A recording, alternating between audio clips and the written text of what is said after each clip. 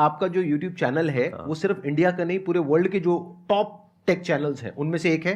100% और जल्द ही नंबर 1 भी हो जाएगा। क्या बात है।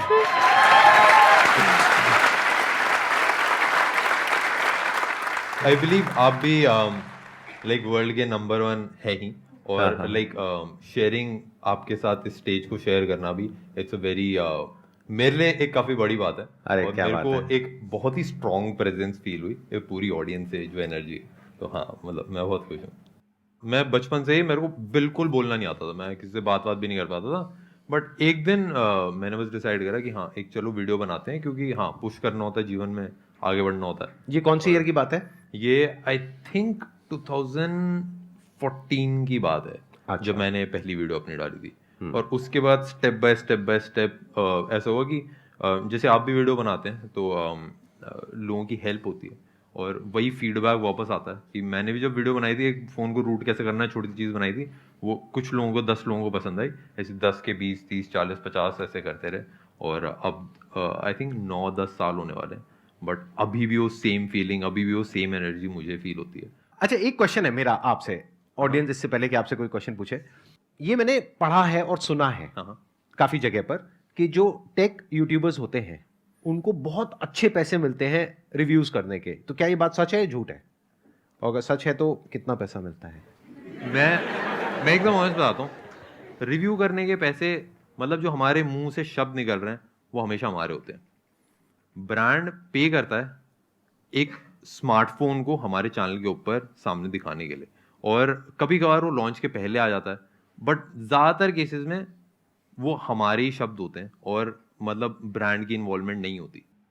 जैसे अगर ब्रांड का बिहाइंड द सीन बताना है, या फिर एक फ़ोन लॉन्च के पहले से रिव्यू करना है, या फिर ऑडियंस को थोड़ा सा गिव अवे करना है 15-20 फ़ोन्स का जो निकले नहीं है, तो उन सब में ब्रांड की कोलैबोरेशन ज़्यादा काम रहती है।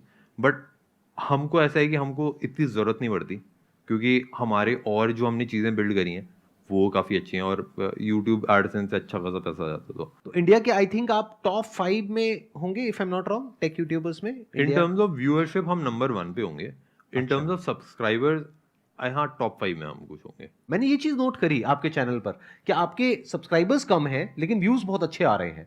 हर वीडियो के ऊपर 1-1.5 मिलियन 2 मिलियन व्यूज आ रहे हैं आपके ऑन एन एवरेज। हाँ, तो ऐसा कैसे हो पा रहा है? उसके पीछे क्या रीजन है? आई थिंक ऐसा इसलिए क्योंकि लोग उस जर्नी से बहुत कनेक्टेड हैं। जैसे आपको भी लोग जैसे देखते हैं तो वो संदीप माहेश्वरी से भी उतना ही कनेक्टेड हैं जितना वो उनकी मोटिवेशनल स्पीचेस से कनेक्टेड है।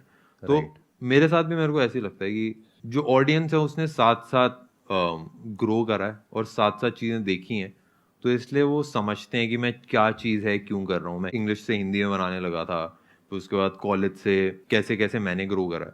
तो लोग वो जर्नी में भी उतना ही इंटरेस्टेड हैं जितना वो स्मार्टफोन में इंटरेस्टेड है। आई थिंक इसीलिए लोग जुड़े रहते हैं और इतना प्यार दिखाते हैं। सबसे पहले तो थैंक यू सर, यहाँ पे इतनी बड़ी अपॉर्चुनिटी देने के लिए मुझे। यहाँ पे like it's like a dream come true for me.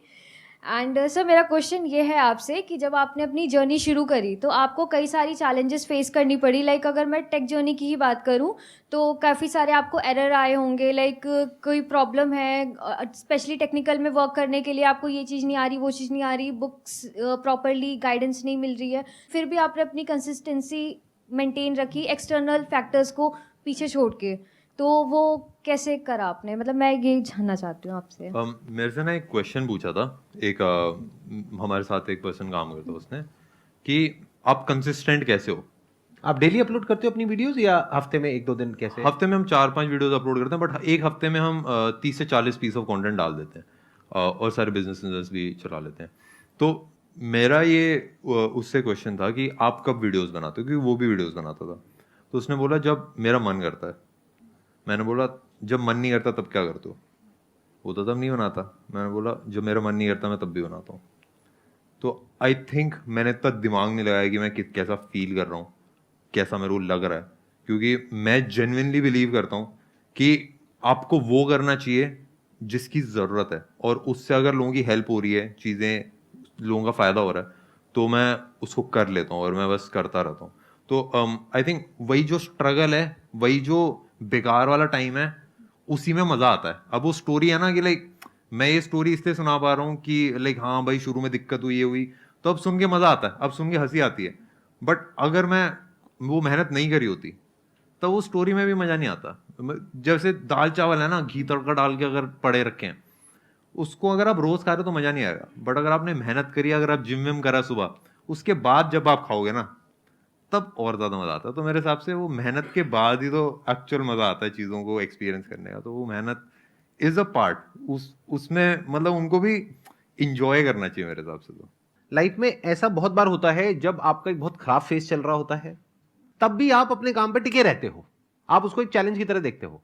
आप कहते हो कोई बात नहीं, तबीयत खराब है, मूड खराब है, तो क्या हो गया, काम तो करना ही है ना, काम थोड़ी ना बंद कर देंगे। फॉर एग्जाम्पल देखो, ये जो आपने क्वेश्चन पूछा, इसी का मैं जवाब आपसे मांगता हूं जॉब से रिलेटेड। कितने लोग हैं यहां पे जो जॉब करते हैं, हाथ ऊपर करो। जब मन नहीं होता है, जो कि कभी भी नहीं होता है जॉब पे जाने का, जाते हुए नहीं जाते हो, तो जाना है तो जाना है। क्यों जाना है? क्योंकि वहां से पैसा मिलने वाला है। तो पैसे के लिए और अपने सर्वाइवल के लिए तो हम कुछ भी काम करने को तैयार हो जाते हैं। लेकिन यहां पर प्रॉब्लम क्या होती है इस काम में, जो ये कर रहे हैं, इनकी मर्जी है, इनको कोई ऊपर से बोलने वाला नहीं है कि आज तुम्हें वीडियो डालनी ही है या आज तुम्हें करना ही है, इनकी मर्जी है। तो यहां पे एक सेल्फ डिसिप्लिन चाहिए होता है कि आपके खुद के अंदर से होना चाहिए कि नहीं, करना है तो करना है। मतलब एक रूटीन बना लिया या एक अपना शेड्यूल बना लिया, उस पर टिके हैं तो टिके हुए हैं, फिर हिलना नहीं है वहां से। मैं तो ऐसे डिसिप्लिन इंसान भी नहीं हूँ।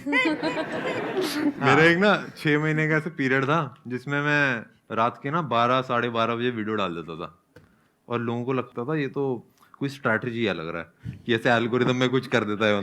एक्चुअली होता क्या था कि मैं आलस आलस में पूरा दिन रहता था, फिर रात में जाके मैं 30 से बना के डाल देता था। तो मेरा ऐसा है कि मैं ना एक गोल को पकड़ के इतना ऑब्सेस हो जाता हूँ कि दिन रात बस फिर उसी पे लगा रहता हूँ। तो मतलब मेरा कोई ऐसा रूटीन या ऐसा कोई टाइम नहीं होता। बट अभी आपने कहा कि जब आपका मन नहीं भी होता, हाँ तब भी आप वीडियो बनाते हो, तब भी हाँ। आप कंटेंट बनाते हो। हाँ, बट वो पता नहीं, उसको मैं डिसिप्लिन बोलूंगा कि मैं उसको क्या बोलोगे जब मन नहीं कर रहा फिर भी आप कर रहे हो? अच्छा, because you are obsessed with the goal. हाँ। और वो गोल क्या होता है आपके माइंड में? मतलब वो गोल नंबर्स होता है कि इतने सब्सक्राइबर्स मुझे चाहिए, जैसे 10 मिलियन चाहिए या इतना पैसा चाहिए, या क्या होता है वो गोल? सबसे पहली चीज तो मेरे को लोग दिखते हैं कि जैसे मेरे को ये दिखता है कि हम लोगों की लाइफ में एक पॉजिटिव इम्पैक्ट दे रहे हैं। But why are you saying that? इसमें पॉजिटिव इम्पैक्ट क्या है? आप टेक के रिव्यूज दे रहे हैं, how is it a positive impact? मेरे को ऐसा लगता है कि सबसे बड़ी motivation is given by someone जिसने चीजें करी हैं।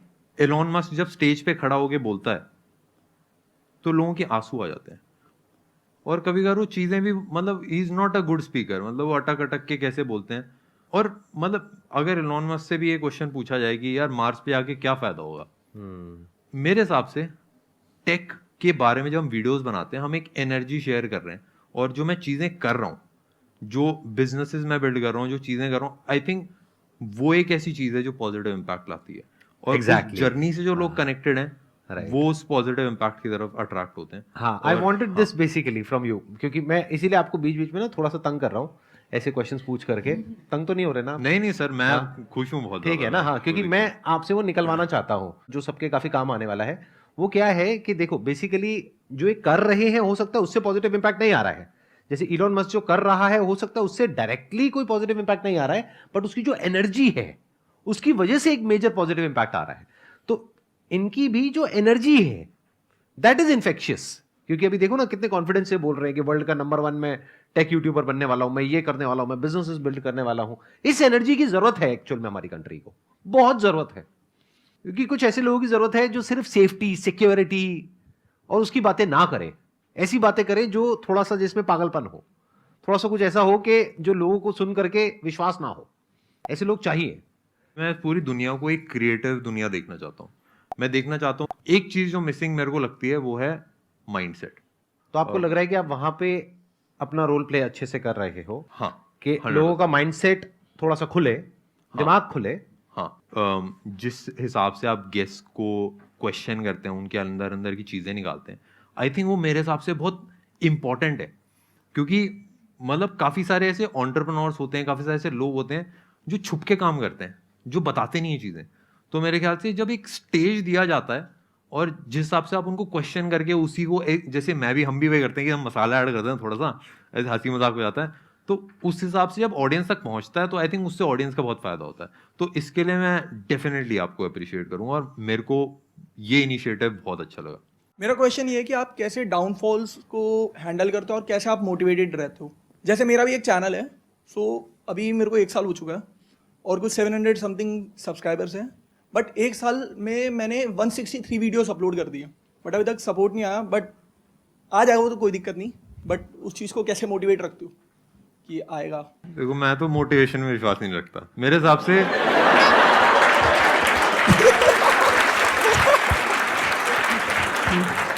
मोनिका जी इनको पैसे नहीं पहुंचाए थे क्या? मेरे हिसाब से जैसे जैसे मैं चीजें करता रहता हूँ उससे लोगों का फायदा होता है और वही वापस आता है।